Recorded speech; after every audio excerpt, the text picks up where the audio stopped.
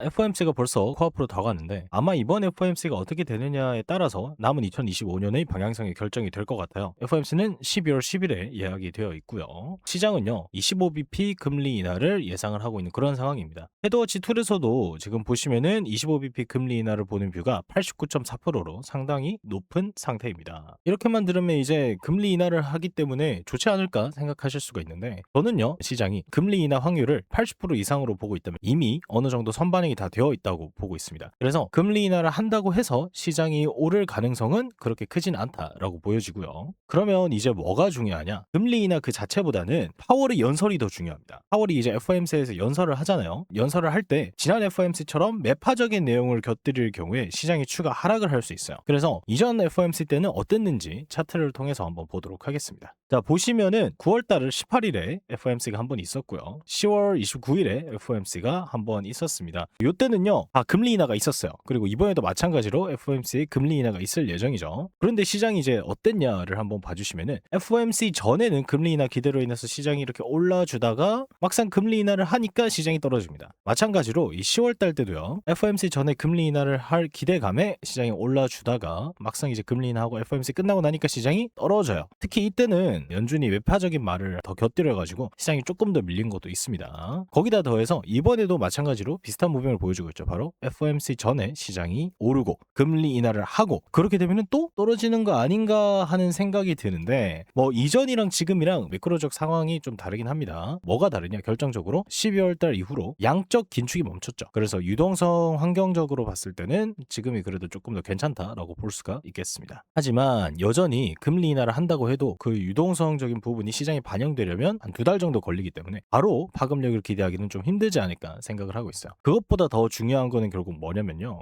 이 DAT 기업들의 움직임인데요. DAT 기업은 간단하게 말해서 비트코인을 매수를 하는 기업들을 의미를 합니다. 이번 시장 상승장의 주역이라고 한다면 당연히 이 DAT 기업들과 ETF를 통해서 들어오는 리테일 자금, 그리고 미국의 정책적 푸시와 유동성이 있겠죠. 솔직히 유동성 환경과 미국의 정책 푸시는 지금도 괜찮습니다. 하지만 시장이 연속적으로 오르지 못하는, 계속해서 꺾이는 근본적인 이유는 뭐냐면 이 DAT 기업들의 매수세가 지금 현재 부진하고요, ETF를 통한 리테일 자금의 유입도 여전히 부진하기 때문입니다. 그래서 이 친구들이 돌아와야 다시금 꾸준한 상승을 우리가 기대를 해볼 수가 있겠는데요. 아직까지는 이 DAT 기업들의 매수세가 그렇게 강하게 확인되는 상태는 아닙니다. 이번 FOMC가 끝나고 매크로적인 환경이 좀 나아지고 연준 의장 입에서 좋은 말이 좀 나온다면은 다시 돌아오는지 아니면 계속 부진한지를 체크할 필요가 있어 보이네요. 그리고 이제 지금 나오고 있는 완화적인 정책이 좀 등 떠밀리듯이 진행이 되고 있지만 이게 좀 연속성이 있을 것 같아요. 금리 인하를 이번에 단발성으로 딱 하고 그칠 것 같지는 않고 이 완화적 정책을 계속 유지할 것 같은데, 왜냐면 지금 고용이 너무 약합니다. 기사를 보시면은 미국의 고용주들이 올해의 시작부터 11월 달까지 약 117만 개 이상의 일자리를 감축했다고 보시면 되는데, 요거는 이제 코로나 팬데믹 이후의 최고 수준입니다. 전년에 동분기 대비 54% 정도 증가한 상태입니다. 일자리 감축이요.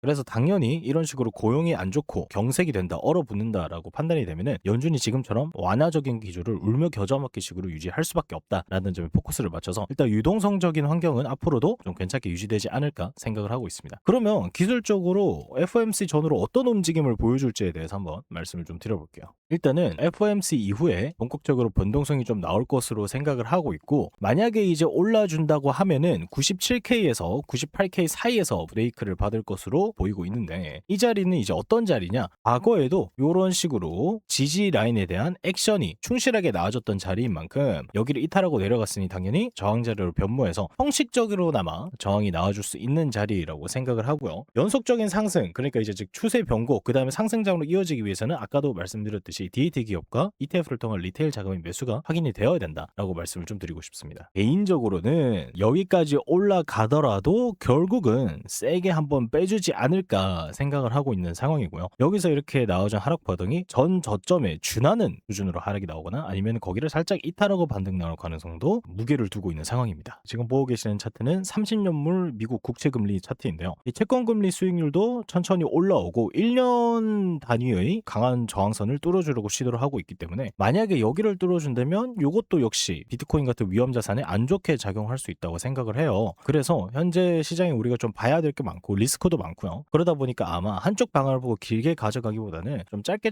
끝는 식으로 당분간은 좀 매매 시장에 대한 대응을 그렇게 가져갈 것 같아요. 전반적으로 난이도가 조금 높은 시장입니다. 마이클 세일러가 비트코인 안 팔겠다고 호언장담 했지만 지금은 또 갑자기 스탠스를 바꿔가지고 만약에 전체 주가의 가치가 내가 보유하고 있는 자산 가치보다 떨어지면은 비트코인 팔 수도 있다 이런 식으로 매도를 시사를 하고 있네요. 그런 만큼 시장의 난이도가 좀 높다라고 느껴지고 있고 이런 시장에서 잘 헤쳐나가려면은 전반적으로 매크로 환경을 좀 체크를 해가면서 매크로 환경이 괜찮을 때 한 번씩 매매를 시도해 보시는 게 좋을 것 같습니다. 일단은 FOMC 끝나고 나서 또 브리핑으로 여러분들 찾아뵐 수 있도록 하겠습니다. 감사합니다.